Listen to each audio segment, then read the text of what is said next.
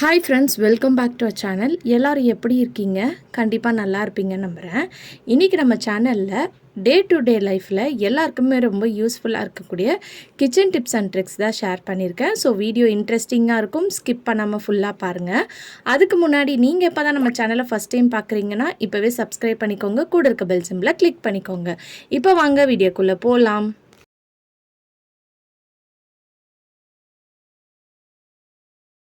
இப்போ என்னென்னு பார்க்கலாம். இந்த மாதிரி நம்ம வாட்டர் பாட்டில் வந்து யூஸ் பண்ணுவோம். சில கேப்பில் வந்து பார்த்திங்கன்னா என்ன தான் டைட்டாக க்ளோஸ் பண்ணாலும் தண்ணி வந்து பார்த்திங்கன்னா இந்த மாதிரி ஒழுவி லீக் ஆகும்.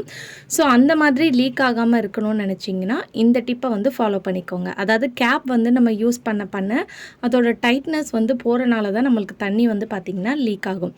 அதுக்கு இந்த மாதிரி ரப்பர் பேண்ட் போட்டுட்டு நீங்கள் கேப்பை வந்து நல்லா டைட்டாக க்ளோஸ் பண்ணிட்டீங்கன்னா உங்களுக்கு அந்த தண்ணி வந்து பார்த்திங்கன்னா பாட்டில் வெளியேந்து வந்து உங்களுக்கு லீக் ஆகாது. நம்ம பேக்லலாம் வச்சுட்டு போகும்போது வந்து பார்த்திங்கன்னா தண்ணியெல்லாம் லீக் ஆகி நம்மளுக்கு அந்த பிரச்சனை இருக்கும் இல்லையா, அதை வந்து இந்த டிப் ஃபாலோ பண்ணி அவாய்ட் பண்ணிக்கலாம். ட்ரை பண்ணி பாருங்கள்.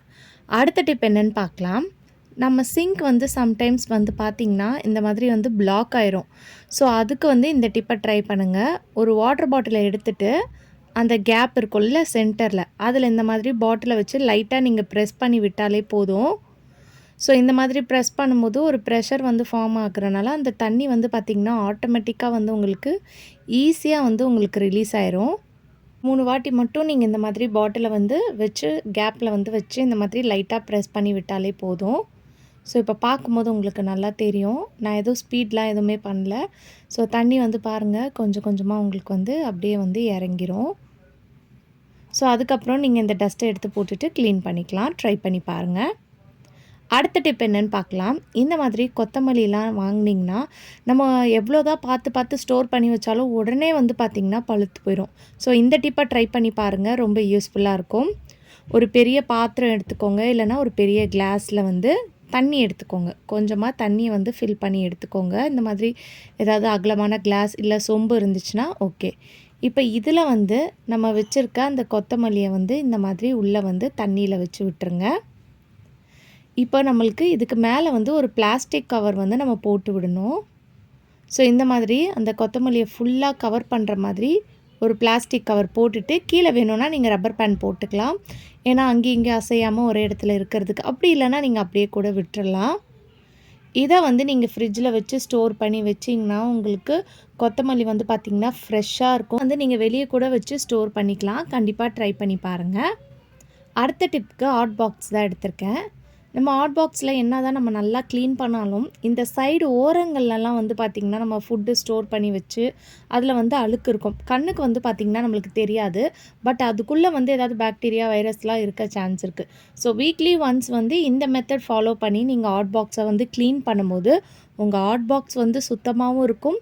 அதே சமயத்தில் உங்களுக்கு வந்து ஹாட் பாக்ஸில் வந்து சூடு அவ்வளோவா நிற்க மாட்டுதுனாலும் உங்களுக்கு சூடும் நிற்கும்.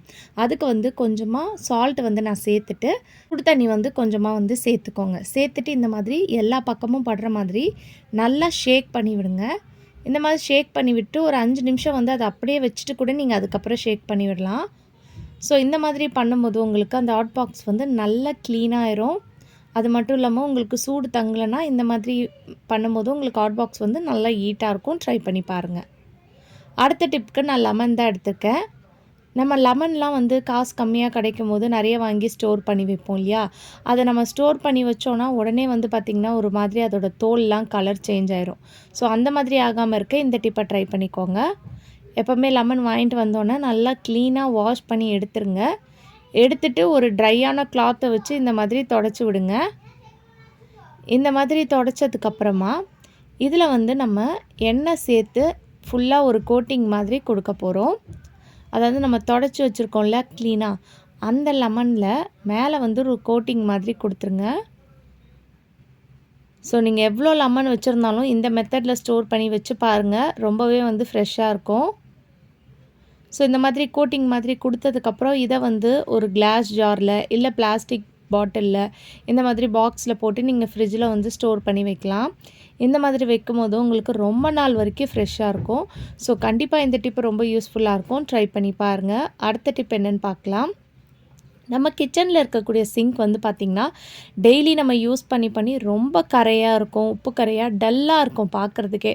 அது நம்ம சிங்க் வாங்கும்போது எந்த அளவுக்கு புதுசாக பளிச்சுன்னு இருக்குமோ அது மாதிரி மாற்றுறதுக்கு இந்த டிப்பை வந்து ட்ரை பண்ணிக்கோங்க. ஃபஸ்ட்டு வந்து தண்ணியை லைட்டாக இந்த மாதிரி திறந்து எல்லா இடத்துலையும் தெளித்து விட்டுக்கோங்க. இப்போ வந்து நான் ஷாம்பு தான் எடுத்திருக்கேன். நீங்கள் இந்த ஷாம்பு தான் எடுக்கணும்னு அவசியம் இல்லை, எந்த ஷாம்புவாக இருந்தாலும் பரவாயில்ல. லைட்டாக ஷாம்புவை ஃபஸ்ட்டு வந்து ஸ்ப்ரெட் பண்ணி விட்டுருங்க. அதுக்கப்புறம் வந்து பார்த்திங்கன்னா பேக்கிங் சோடா அதையும் வந்து இந்த மாதிரி எல்லா இடத்துலையும் படுற மாதிரி தூவி விட்டுருங்க. ஃபுல்லாக இதை ஸ்ப்ரெட் பண்ணி தூவி விட்டதுக்கப்புறம் இந்த மாதிரி ஸ்க்ரப்பர் வந்து எடுத்துக்கோங்க. உங்கள் சிங்கில் வந்து லைட்டாக கரை இருக்குன்னா இந்த ஸ்க்ரப்பரை வச்சு நீங்கள் தேய்ச்சாலே போதும். ரொம்ப கரையாக இருக்குன்னா கொஞ்சம் வந்து நல்லா சொர சொரன்னு இருக்கிற ப்ரஷ் மாதிரி எடுத்துக்கோங்க. இதை வந்து நல்லா வந்து ஃபுல்லாக இந்த மாதிரி கையை வச்சு நீங்கள் தேய்ச்சி விட்டாலே போதும். இந்த டிப்பை வந்து நீங்கள் வீக்லி ஒன்ஸ் இல்லை 15 டேஸ் ஒன்ஸ் ஃபாலோ பண்ணிவிட்டு வரும்போதே உங்கள் சிங்க் வந்து பார்த்திங்கன்னா நல்லா பளிச்சுன்னு இருக்கும். ஸோ இந்த மாதிரி ப்ரஷ் இருந்துச்சுன்னா நீங்கள் அதை வந்து யூஸ் பண்ணிக்கலாம். சைடில் இந்த கேப்லலாம் நம்ம க்ளீன் பண்ணணும். ஸோ அதுக்கு வந்து இந்த மாதிரி டூத் ப்ரஷ் இருந்துச்சுன்னா எடுத்துக்கோங்க. இந்த மாதிரி டூத் ப்ரஷ் வச்சு க்ளீன் பண்ணும்போது உங்களுக்கு அந்த சைடில் அதுக்கேற்ற மாதிரி வந்து பார்த்திங்கன்னா வளையும். ஸோ ஈஸியாக இருக்கும் உங்களுக்கு க்ளீன் பண்ணுறதுக்கு. ஸோ இந்த மாதிரி நல்லா ஃபுல்லாக வந்து தேய்ச்சி ஸ்க்ரப் பண்ணி விட்டுருங்க. இந்த மாதிரி கார்னர்லலாம் பாருங்கள், இந்த கார்னர்லலாம் வந்து நம்ம கை வச்சு ஸ்க்ரப்பர் வச்சு தேய்ச்சோன்னா நம்ம கை கூட சம்டைம்ஸ் அது ஷார்ப்பாக இருக்கிறனால கீரும். இதை வந்து ஒரு 10 மினிட்ஸ் அப்படியே விட்டுருங்க. 10 மினிட்ஸ்க்கு அப்புறம் நீங்கள் இந்த மாதிரி தான் காஞ்சி இருக்கும். இதை நீங்கள் வாஷ் பண்ணால் போதும், உங்களுக்கு நல்லா பளிச்சுன்னு மாறிடும். இந்த மாதிரி நீங்கள் பண்ணிகிட்டே வரும்போது உங்கள் சிங்க் வந்து பார்த்திங்கன்னா நல்லா புதுசு மாதிரி பளிச்சுன்னு மாறிடும். ஸோ ஒரு ஷாம்பு பேக்கிங் சோடா மட்டும் இருந்தால் போதும். ஷாம்பு போடுறதுனால சிங்க் வந்து நல்லா ஷைனிங்காக இருக்கும்.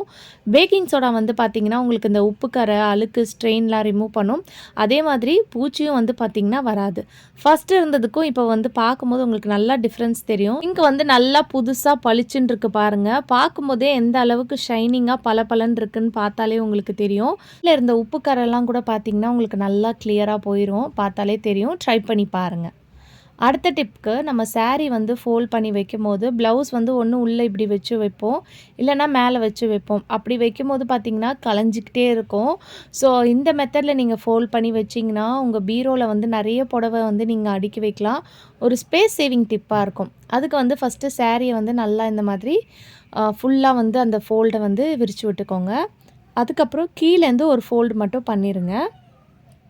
பண்ணதுக்கப்புறம் இந்த மாதிரி வீடியோவில் பார்க்கும்போது உங்களுக்கு புரியும். ப்ளவுஸை வந்து அதுக்கு பக்கத்தில் வந்து இந்த மாதிரி வச்சுருங்க.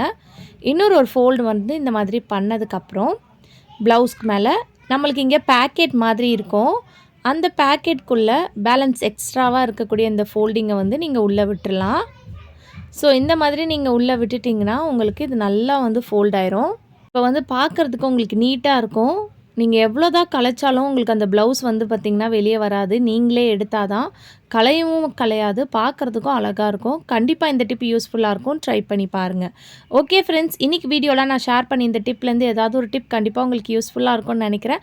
அப்படி யூஸ்ஃபுல்லாக இருந்துச்சுன்னா மறக்காமல் நம்ம சேனலை லைக் பண்ணுங்கள், ஷேர் பண்ணுங்கள், கமெண்ட் பண்ணுங்கள், சப்ஸ்கிரைப் பண்ணிக்கோங்க. தேங்க்யூ.